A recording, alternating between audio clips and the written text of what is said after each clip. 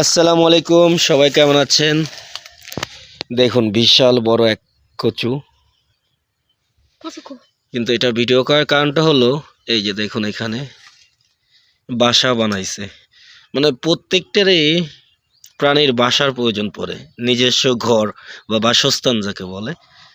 তো দেখুন এরা কিভাবে, এগুলি লাল পিঁপড়ে, এটাই কচুর পাতাটাকে আস্তে আস্তে কিভাবে একটু করে তারপরে এখানে বাসা বানাইছে। এটার ভিতরে ওরা থাকবে, এটার ভিতরে ডিম দেবে এবং এটা থেকে বাচ্চা হবে, এটার ভিতরেই হয়।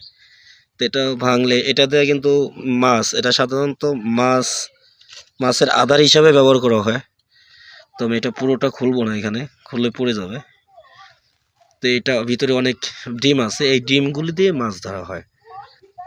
তো দেখুন পিঁপড়াটা খেয়াল করে দেখুন, পিঁপড়াটা অনেক লাল, আর এটা কামড়ে কিন্তু অনেক অনেক জ্বালা, অনেক জ্বালা। যারা এই পিঁপড়ার কামড় খাইছেন তারাই খালি বলতে পারবেন, কমেন্টস করেন কে কে পিঁপড়ার কামড় খাইছেন।